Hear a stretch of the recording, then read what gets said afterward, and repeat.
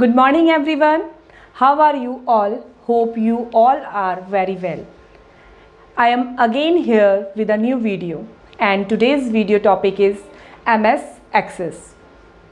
Introduction of MS Access.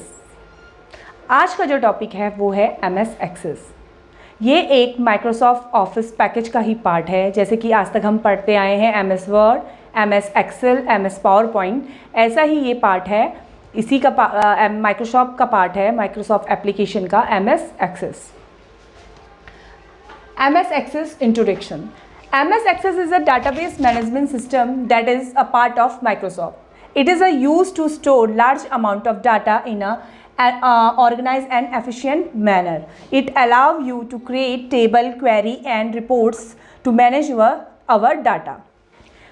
देखिए MS Access को अगर हम इजी वे में मैं आपको एक्सप्लेन करूं, देखिए अभी तक हम जो MS वर्ड का यूज़ कर रहे थे वो हम डॉक्यूमेंटेशन के लिए कर रहे थे, डॉक्यूमेंट्स क्रिएट करने के लिए कर रहे थे। जैसे कि कोई लेटर लिखना, कोई टेक्स्ट लिखना, कोई स्टोरी लिखना, डॉक्यूमेंट से रिलेटेड जो भी वर्क हो रहा था हम MS वर्ड का यूज़ कर रहे थे। उसके बाद आया, हमने सीखा MS पावर पॉइंट। जब हम अपने काम को प्रेजेंट करना है PPT के थ्रू, जब हमें प्रेजेंटेशन तैयार करनी है अपने वर्क की, अपने टास्क की, तब हम जिस सॉफ्टवेयर का यूज़ कर रहे थे वो था MS पावर पॉइंट। उसके बाद हमने सीखा MS Excel. MS Excel spreadsheet program था जिसमें हम कैलकुलेशन से रिलेटेड जिसमें हमें ऐसा डाटा एंटर करना हो जिसमें कैलकुलेशन मैथ्स का काम हो रहा हो, जैसे जोड़ना, घटाना, डिवाइड करना, परसेंटेज निकालना, एवरेज निकालना। तो इस कैलकुलेशन के लिए जो हम सॉफ्टवेयर का यूज़ कर रहे थे वो था MS एक्सेल। जैसे कि अटेंडेंस रजिस्टर भी बना सकते थे, मार्कशीट भी उसमें क्रिएट कर सकते थे। ऐसे ही एक नया सॉफ्टवेयर है MS Access। MS Access में हम डाटाबेस क्रिएट करते हैं। MS Access एक ऐसा सॉफ्टवेयर है जिसमें हम अपने डाटा को ऑर्गेनाइज्ड मैनर में सेव करके रखते हैं। इसमें जो हमारा डाटा होता है वो डाटाबेस कहलाता है। MS वर्ड में जो डाटा होता है वो डॉक्यूमेंटेशन कहलाता है। MS पावर पॉइंट में जो डाटा होता है वो प्रेजेंटेशन कहलाता है।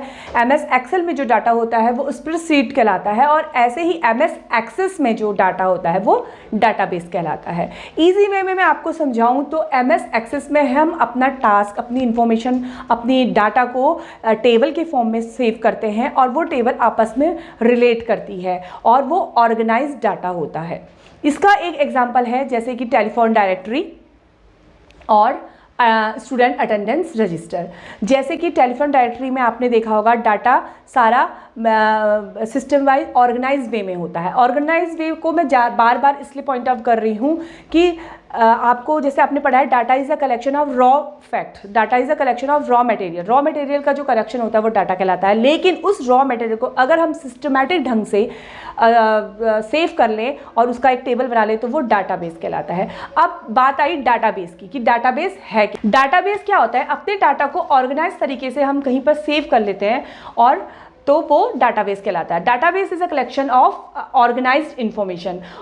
तो हमें इसकी ज़रूरत क्यों पड़ती है? डाटाबेस बनाने की ज़रूरत हमें इसलिए पड़ती है कि इन फ्यूचर हमें अगर उस डाटा की ज़रूरत हो तो उस डाटा को हम ईजिली एक्सेस कर सकें, रिट्रीव कर सकें, मैनिपुलेट कर सकें, एडिट कर सकें और सेव कर सकें। तो जब भी हमें अपना डाटाबेस क्रिएट करना होता है तो हम जिस सॉफ्टवेयर का यूज़ करते हैं वो है MS Access। बहुत ईजी है MS Access को ओपन करना। जैसे हम आज तक MS वर्ड, एक्सेल और पावर पॉइंट को यूज़ करते हुए आए हैं, ऐसे ही पहले click on start button, click on all program, click on accessories, then Microsoft Office. और जब माइक्रोसॉफ्ट ऑफिस में क्लिक करेंगे तो बहुत सारी लिस्ट आएगी माइक्रोसॉफ्ट पैकेज की, तो उसमें से हमें सर्च करना है, उसमें से हमें सेलेक्ट करना है माइक्रोसॉफ्ट एक्सेस। देखिए डाटाबेस जब हम क्रिएट करते हैं तो हम मैन्युअली भी डाटाबेस क्रिएट कर सकते हैं। जैसे कि हम किसी स्टूडेंट का अपनी क्लास के स्टूडेंट की डिटेल बना रहे हैं तो उसको मैन्युअली कैसे बनाएंगे? अपने रजिस्टर में स्केल पेंसिल की थ्रू हम उसको मैन्युअली एंटर करते हैं। स्टूडेंट का रोल नंबर, स्टूडेंट का नाम, डेट ऑफ बर्थ, उसका फ़ोन नंबर, उसका अटेंडेंस, उसकी परफॉर्मेंस, उसका एड्रेस, ये सब हम मैन्युअली भी कर सकते हैं।